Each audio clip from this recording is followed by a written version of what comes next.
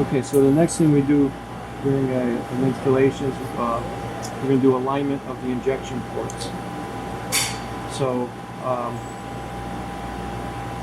we're going to go to, from the run page, we're going to go to settings, alignment,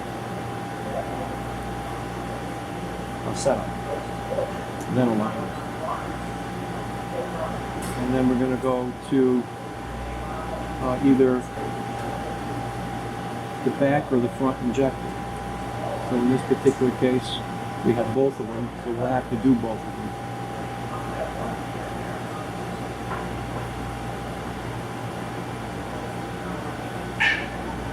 We'll come over here, get its initial bearings, and we'll come and hover over the injection port.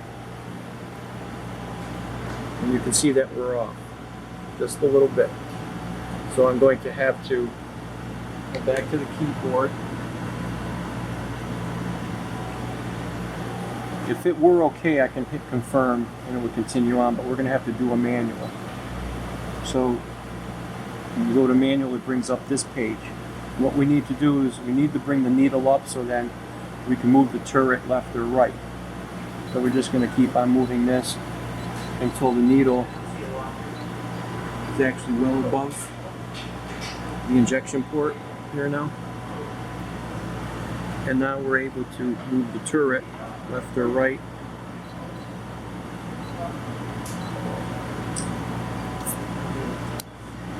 Tie that up, it's too far right.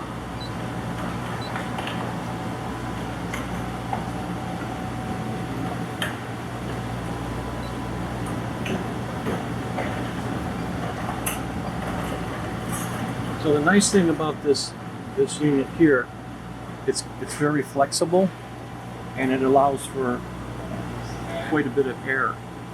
It's, I believe, by design.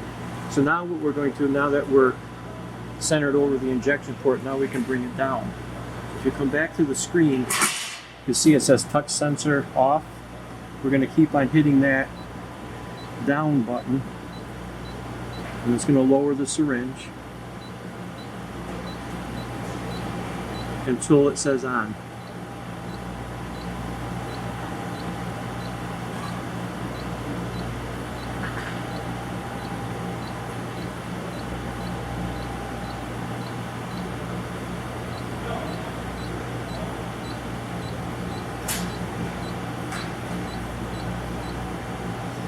Now the touch sensor senses the injection port. Once we have that, we can store that. Come up and it'll reset. Now it's going to ask for how far the needle is going to go into the injection port. I found that 75 millimeters for this particular syringe works well.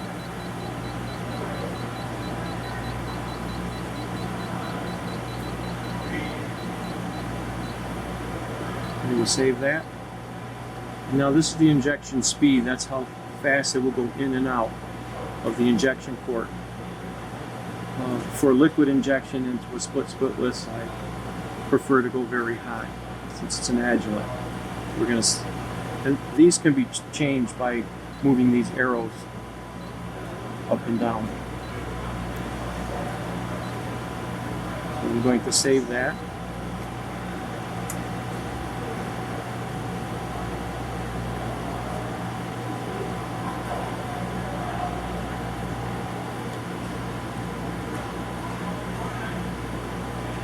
So likewise, we can go to the rear injector and do the exact same thing, which we will need to do.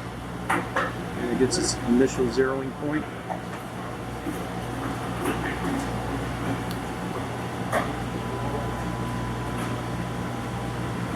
Now this back injection port is an on column.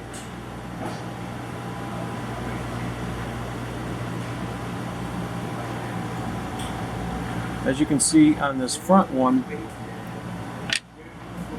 this centering device is provided with the HTA Autosampler, and it goes on top of the injection port. The back on column has the typical Agilent injection port, and we don't need this there. So for on column, we're going to center it without this added piece. If you do use that piece, what happens is the needle does not go deep enough and go into the column to perform the on-column injection. So we have to make sure that's not on. So go back to do manual. I will initially raise it up, and then I will come around. And that centering actually looks pretty good. So I go until the touch sensor says on, and then I store that. Now it will ask me for depth. And on the on column, it will go all the way down until it can't go anymore. We want to make sure that syringe is inside the column. And it's somewhere around 75 or 76 also. 78 in this particular case. I'm going to save that. Now, when we do on column, we don't want to go in and out real quick because we can create a vacuum coming out. So just the medium insertion speed is fine for the on column.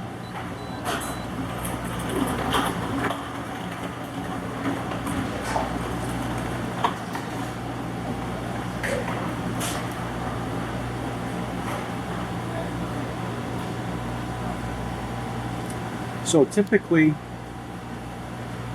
when you have a liquid injector, it will come with a syringe, and the needle thickness is a 23 gauge. In order to do on column, you must have a 26 gauge needle. So we have a slightly different needle size in here. It will work on both front and back injection port. But the 23 will not work in the back injection port, the on column. You must have the 26 gauge.